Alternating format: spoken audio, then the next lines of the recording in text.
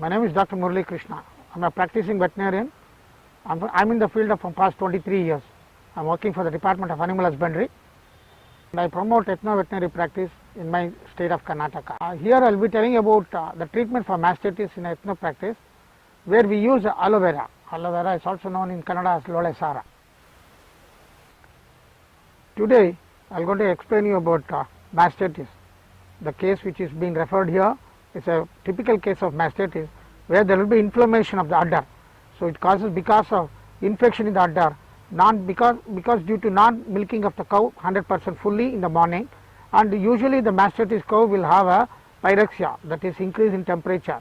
As you could see in this cow, the cow is panting with a little more of temperature, more than 104 degree Fahrenheit, and even the nasal discharge is there, and there is a swelling in the udder. So this is the 100% case of mastitis. In mastitis, there will be inflammation of the udder, especially the affected quarter will show the signs of inflammation, and you can see the udder now. There is a swelling in that part of the udder where the udder has been affected. It is the forequarter and the hindquarter, both of them have been affected. So there will be inflammation, and touching the animal evinces pain, and even sometimes it kicks. There is a problem of infection because it be of any bacterial or viral or fungal infection, and this is a case of bacterial infection only. It's a wherein mastitis there will be a rise in temperature and animal is showing the evidence of panting here, and the hurried respiration is also been seen here.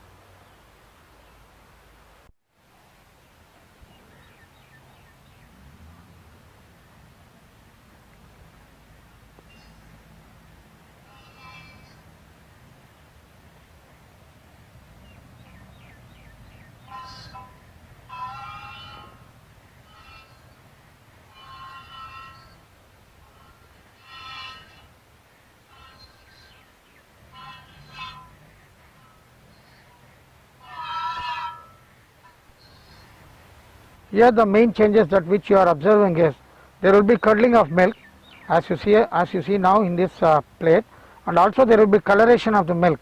Usually the milk will be white in color, but here the milk has turned into yellow in color. So that's the main symptoms of mastitis. Whenever the farmers observe the change in coloration of milk, the curdling of milk, and even the flakes as you see now, the farmer should start first aid using the ethno-veterinary practice, which I will be telling it now, and I will be demonstrating how we should do it also.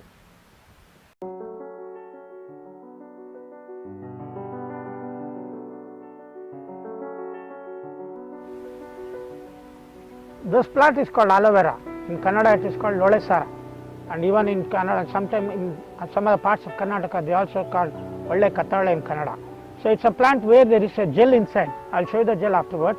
The materials what we require is the main is the aloe vera, which is a plant which doesn't need much of water. It can grow anywhere in Karnataka or anywhere in the world. It has got its own property where it doesn't require more of water. That's the main property of it. And then we require 1.5 this thing of lemon, and juice will be taken out from the lemon, and we extract the juice, and also we put the turmeric powder, it is called haldi. So that about 2 to 3 spoons of turmeric, and then a castor oil can also be used here. So this castor oil has the function of acting along with the aloe vera onto the udder. It sticks to the udder, and then it has the anti-inflammatory property and has the antibiotic property it has got, and it prevents spread of mastitis in the udder. And before the doctor comes, the farmer can take up this first aid.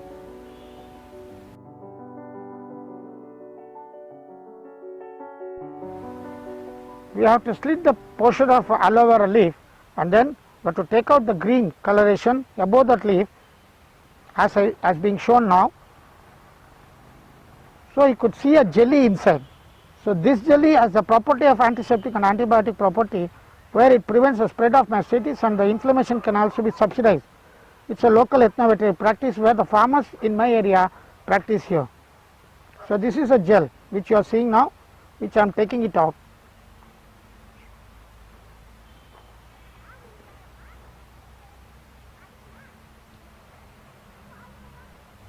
For each affected udder, we may require around 50 to 100 grams of aloe vera pieces like this. The gel which is been taken out, per time it requires 50 to 100 grams depending on the size of the quarter. What the farmer should do, you should have about 2 to 3 cuttings for a day, and then you should apply it on the udder.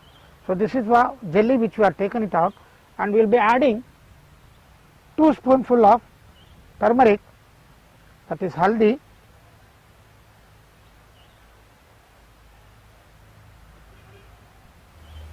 to this mixture.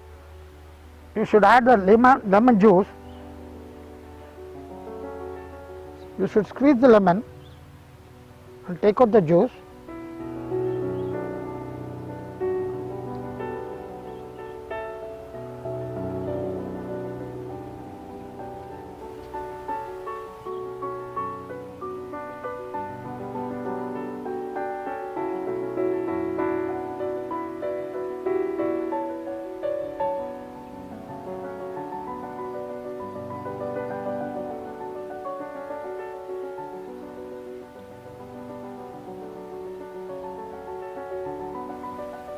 Now I am adding about 2 spoonful of castor oil. Usually all these ingredients are available with the farmer in his house. So that's the first aid ethno-veterinary practice that he can do in prevention of spread of mastitis before the doctor comes for the treatment.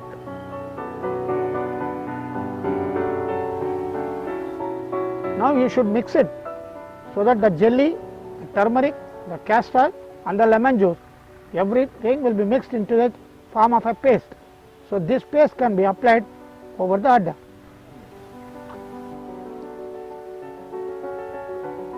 This paste should be applied at the udder where the animal has got the mastitis.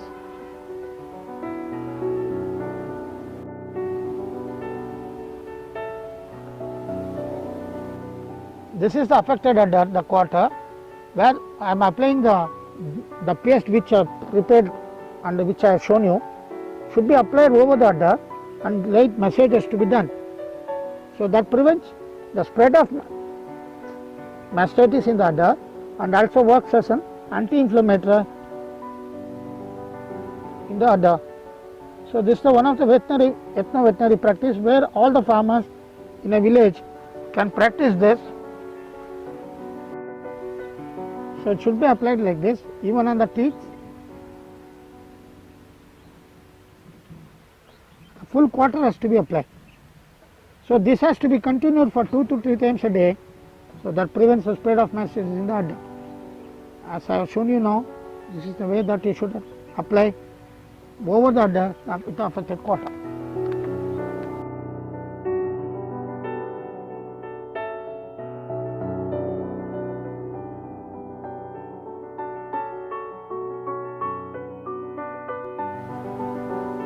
Jelly which we have applied containing the aloe vera, the turmeric powder, the castor oil and the lemon juice, that should be applied 2 to 3 times in a day before, and even it works as a first aid treatment of ethno-veterinary practice, what the farmers can do before the doctor comes to his place for the treatment of mastitis.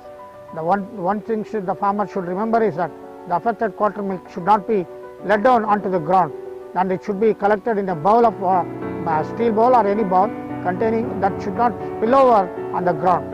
The affected quarter milk should not be placed on the ground so that it may affect the other quarter in the coming days. Thank you very much.